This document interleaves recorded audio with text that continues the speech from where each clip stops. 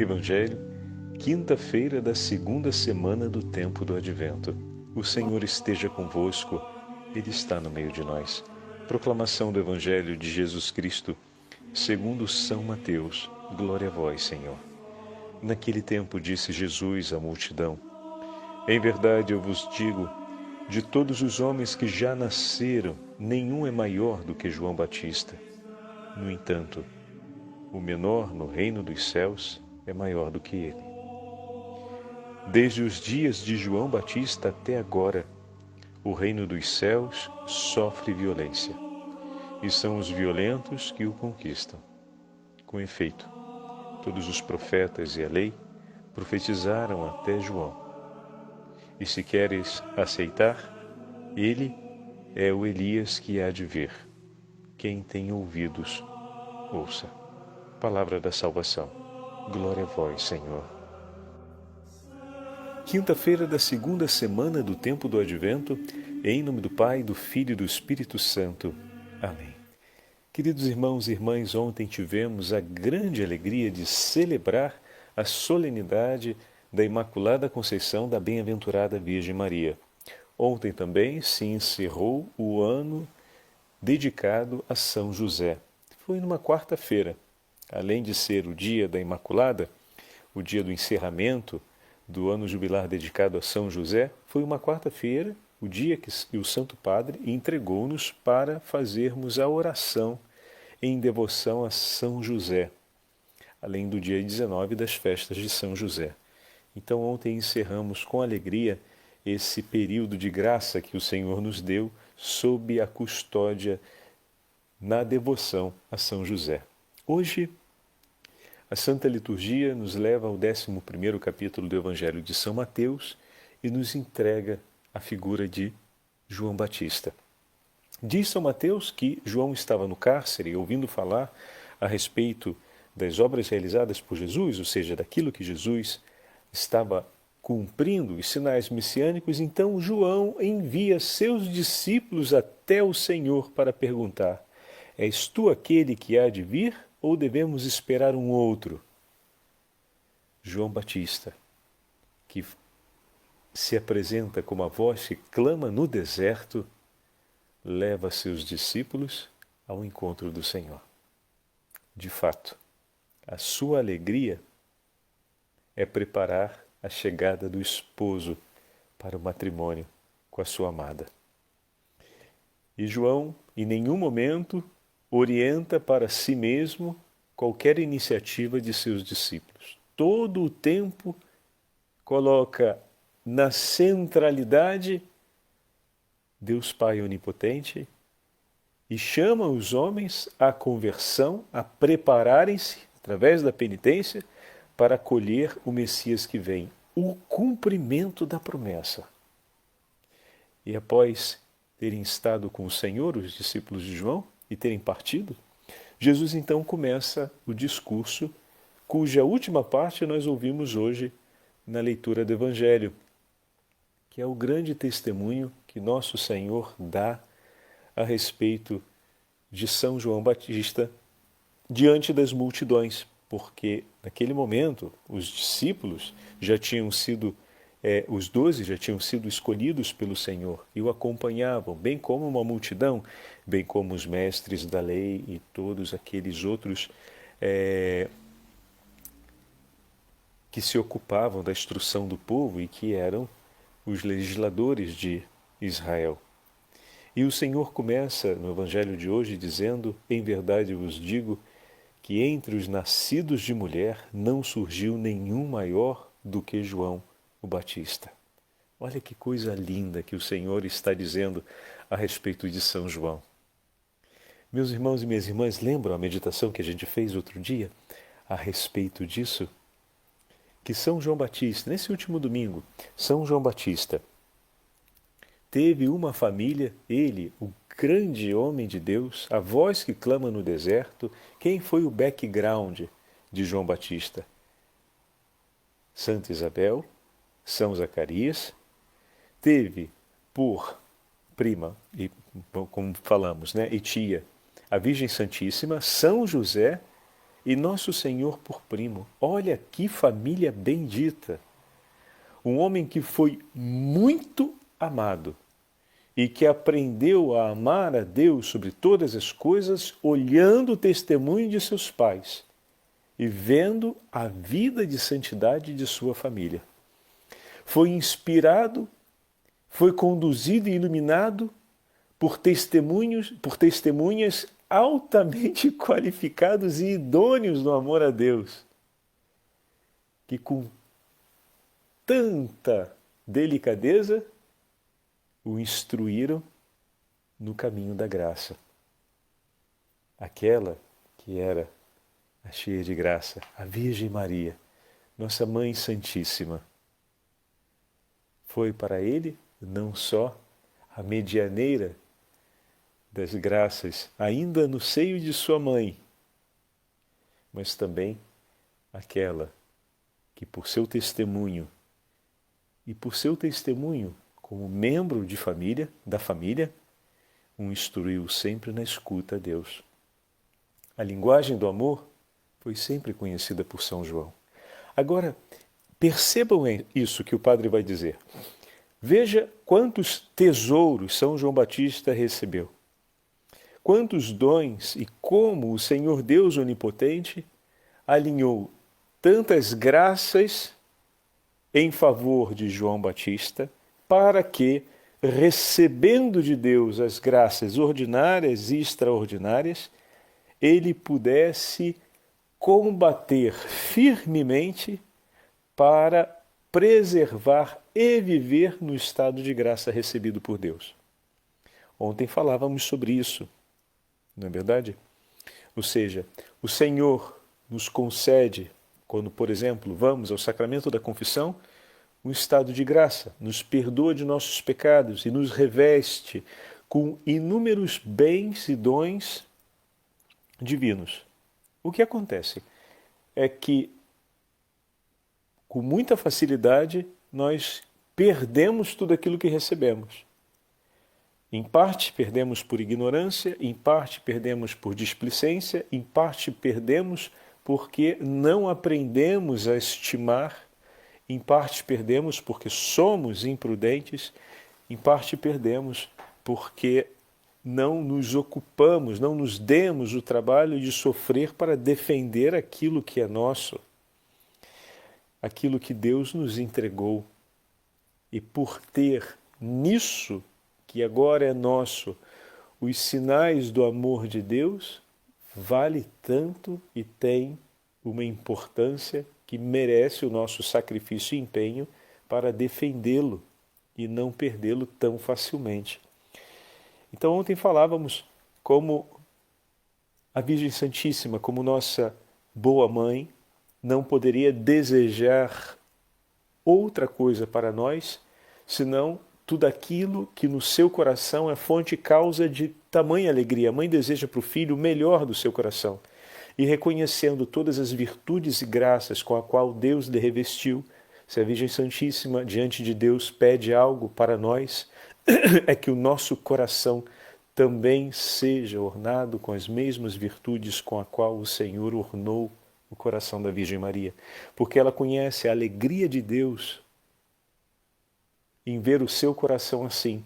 E ela conhece a alegria de ter um coração assim e como poderia desejar algo distinto para mim e para você que somos seus filhos. Hoje ouvimos o Senhor dizendo que não nasceu dentre os homens um que fosse maior do que João Batista.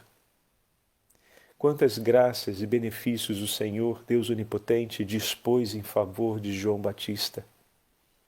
E com qual ardor João Batista não defendeu e se alegrou por tudo aquilo que o Senhor fez em seu favor. Então aqui o primeiro chamado para mim e para você, olhando o testemunho de São João Batista, a termos essa mesma disposição interior no nosso coração. A humildade de reconhecer o quanto o Senhor tem feito por nós, tem disposto pela nossa vida, pela nossa santidade. E nos empenharmos com um sincero reconhecimento de tamanha graça para defendermos tudo aquilo que o Senhor nos entregou. Como, Padre? Por primeiro, escolhendo sempre cada uma dessas coisas como tesouro para nós, porque se não estimo, não me importo. Essa é uma coisa que devemos ter muito claro, né? Eu preciso estimar algo para poder ter aquilo dali sob os meus cuidados. O que vem desprezado quase sempre acaba se perdendo. Por quê? Os inimigos de Deus estão ali de olho, prontos para usurpar a primeira possibilidade aquilo de você. Se você não dá importância ou não toma para si como algo realmente precioso, ele vai fazer de tudo para trapacear e tentar, na tua distração, levar aquilo embora. Assim, o inimigo tenta fazer com todos os dons, como a pureza, o silêncio, a paciência. Ele tenta fazer isso para nos roubar o discernimento, para nos roubar a fortaleza, para nos roubar a ciência, para nos roubar a sabedoria e por aí vai. E tantos outros dons que o Senhor nos concede. A alegria, né? Ele está ali, tentando achar as ocasiões para defraudar-nos o quanto antes. Então, se não aprendemos a estimar e a reconhecer de maneira humilde que Deus, na sua infinita misericórdia, nos concede esses dons e termos a alegria de sermos não só recordados por Ele, mas amados com ternura, né? A palavra que veio ontem, tão bonita. Com ternura Ele nos ama e com ternura Ele cuida de nós e nos oferece seus dons. Isso era uma coisa muito presente no coração daquele que nenhum surgiu maior do que ele, João Batista, testemunho do Senhor, né? Hoje para nós. Então João Batista vivia cada realidade da sua vida assim.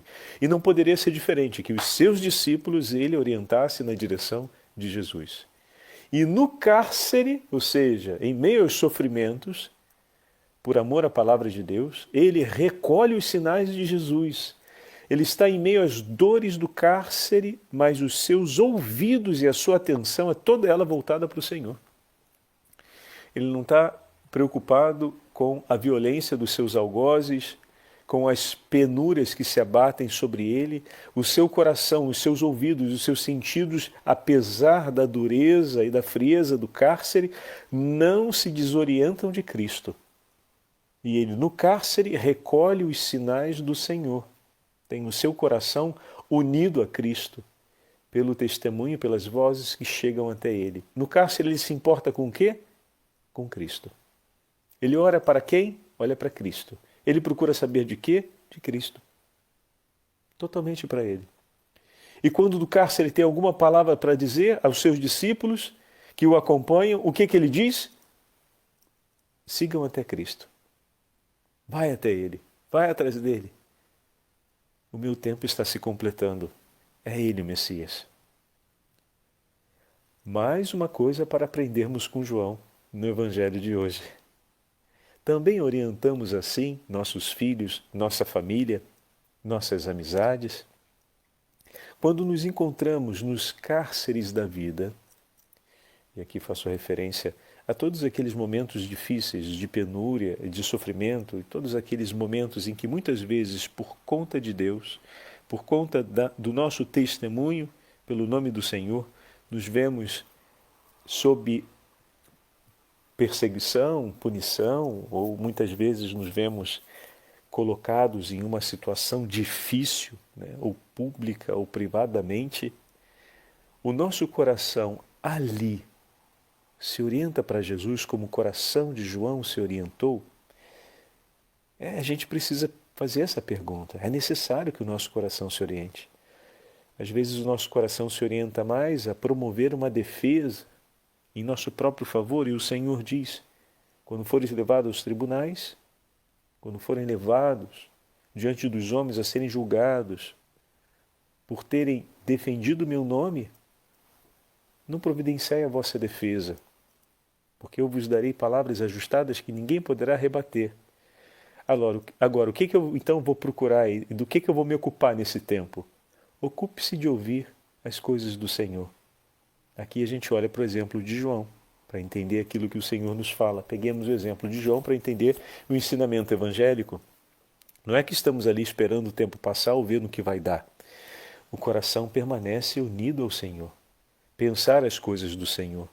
Durante o tempo do sofrimento e do cárcere, procurar pensar as obras de Deus, buscar ouvir as obras do Senhor, a respeito das obras do Senhor, ter o coração orientado para Ele. Isso nos enche de esperança. Em outras palavras, olha os sinais do reino que estão acontecendo, porque são eles que nutrem a nossa esperança e que nos fortalecem no nosso combate espiritual e nos animam para seguir adiante no itinerário com a vida. Então, essa é um ensinamento de grande relevância e um testemunho importante de João Batista que confirma aquilo que o Senhor diz. Não surgiu nenhum maior do que ele. Depois a imagem tão bonita que o Senhor fala, que em nada diminui a dignidade de São João Batista.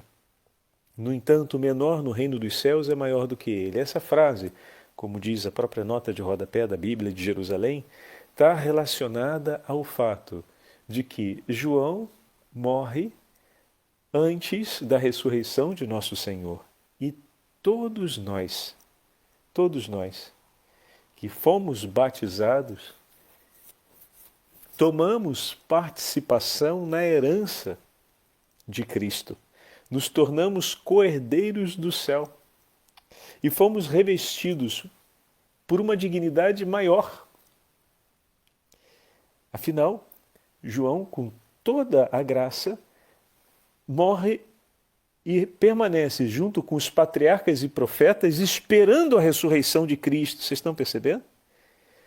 São João Batista também esperou na mansão dos mortos a ressurreição de Cristo para entrar com ele nos céus. Mas nós, no dia que morrermos, morrendo em estado de graça, unidos a Cristo pelo batismo, podemos entrar direto nos céus. Então, o menor que seja é maior do que João, pois não teve que esperar o ingresso no reino dos céus. Já tinham parado para pensar nisso? Ainda não, né? E depois a gente faz sempre esse janelão grande. Bom, se a gente vai para o purgatório já é lucro. Volta a dizer, não pensemos de maneira medíocre. Não estou dizendo que seja mediocridade pensar no purgatório, mas deixar de pensar nos dons mais elevados para desejar aqueles menores. O Senhor nos quer imediatamente no céu, mas para isso é necessário combatermos intensamente nessa vida, defendendo os tesouros que Deus nos entrega e cuidando da conversão do nosso coração, para que possamos permanecer em Cristo e morrermos em estado de graça e dessa forma ingressarmos nos céus. Mas se, porventura, nesse combate nós não nos furtarmos, e aqui faço aquele parêntese tão bonito do nosso hino nacional, verás que o filho teu não foge à luta. Falamos isso em relação à pátria e em relação ao Evangelho. Vamos lá, cristãos que somos, vamos declarar isso que declaramos em relação à nossa pátria também, como declaração de amor ao Santo Evangelho. Verá que um filho teu não foge à luta, meu Senhor, mas se entrega por amor a ti, por amor ao teu Evangelho. Olha que o nosso hino pátrio nos dá um grande, digamos assim, tesouro para pensarmos a nossa vida cristã. E desse modo, ingressaremos no reino dos céus, mas se porventura ainda nos faltar algo, o Senhor, na sua infinita misericórdia, nos dá a graça do tempo do purgatório, para que a Igreja, em nosso socorro, nos ajude completando as obras de misericórdia em nosso favor, a fim de que a justiça se cumpra e nós entremos no reino dos céus. Esse tempo é o tempo da misericórdia de Deus. Nele caminhamos, mas ao completarmos a nossa caminhada, entramos no tempo da justiça. Mas a Igreja, no tempo da misericórdia, continua entrando por nós. Se ao entrarmos no tempo da justiça, quando nos colocamos diante de Deus, diante de Cristo, após a nossa morte para o juízo particular, ali tivermos ainda conosco algo a ser realizado em ato de justiça a Deus, a Igreja vem em nosso socorro com as suas obras de misericórdia para que se complete a nossa pena em favor do nosso ingresso na morada eterna. Olha que maravilha! Olha que santa mãe e advogada nossa. Aliás, a gente usa a mesma expressão para a Virgem Maria, não é verdade? Mãe e advogada nossa. Eu falei pensando em Nossa Senhora. E como tivemos a chance de ver Ariano Suassuna representar isso na sua obra, de fato Nossa Senhora tem esse papel de advogada nossa no dia da nossa morte.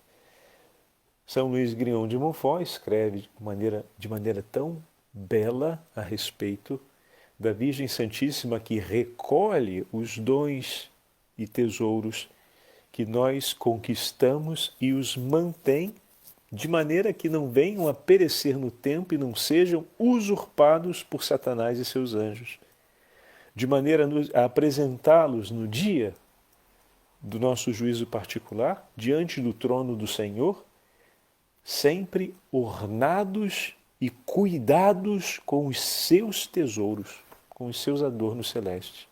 Olha que fantástico. Estupendo, né? Espetacular isso. Olha o gesto de amor de Nossa Senhora por nós. Não é sem razão que quando a gente faz a consagração, pelo método de São Luís Grignon de Montfort, nós entregamos tudo nas mãos de Nossa Senhora. Mãos seguras que cuidam de nós e que cuidam de tudo aquilo que nos pertence, de tudo aquilo que tornou-se nosso por dom e misericórdia de Deus. São os dons de Deus.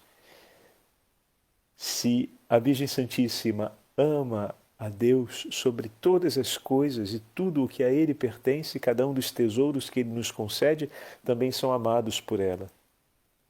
E amando-nos e amando tudo aquilo que Deus nos entrega, tudo ela guarda para apresentar por nós e conosco diante de seu Filho no dia do nosso juízo. Oh, meu Deus, que bendita advogada o Senhor escolheu por nós. Deus seja louvado. Oh, minha mãe, obrigado.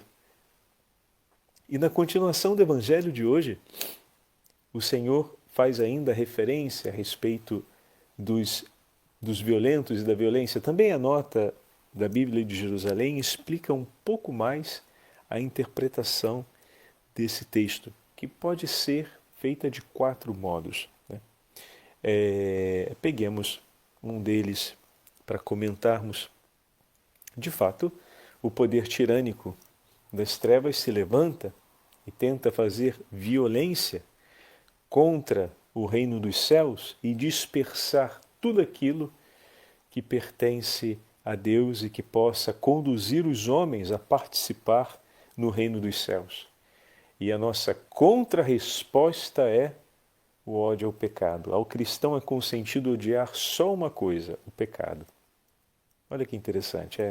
Os tratados de ascética e mística fazem esse jogo de interpretação a respeito do ódio. Obviamente, o ódio é a antítese do amor. Então, se pensamos sobre isso, né, não merece espaço no coração do cristão. Mas se a gente interpreta o ódio como a completa hostilidade a algo, ou a total hostilidade a algo, total a rejeição a alguma coisa, né, com o desejo de que essa coisa se arruine por completo e não mais exista, se usamos a interpretação do ódio sobre essa categoria, podemos dizer, nos é consentido odiar o pecado. Ou seja, detestar algo e desejar que esse algo não exista e completamente desapareça. O quê? O pecado. É o que eu desejo. E isso é o que o Senhor deseja. Por isso não é estranho que nas Sagradas Escrituras apareça, sobretudo no Antigo Testamento, o conceito de ódio associado a Deus. Mas não como a oposição ao amor, né? Porque seria uma contradição, mas como essa atitude de desejar que algo definitivamente seja tirado da existência por completo. E nesse caso é o pecado. Né? Desejar que o pecado assim não seja e não esteja mais presente na nossa vida. Detestar, odiar o pecado. Essa frase ela é consentida sobre esse aspecto. Então, aqui nós temos essa conquista do céu pelos violentos, por aqueles que se levantam para lutar aguerridamente contra tudo aquilo que ofende a Deus.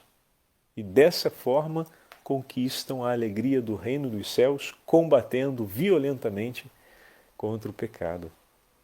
Que pelo testemunho e intercessão de São João Batista, amparados por nossa Santíssima Mãe, assim nós vivamos cada dia de nossas vidas, glorificando a Deus pelos seus inúmeros benefícios, amando cada um de seus tesouros e combatendo aguerridamente contra o pecado. O Senhor esteja convosco, Ele está no meio de nós. Pela intercessão de São Juan Diego, o vidente de Nossa Senhora de Guadalupe, pela intercessão de São João Batista e da Santíssima Mãe de Deus, abençoe-vos o Deus Todo-Poderoso, Pai, Filho e Espírito Santo. Amém.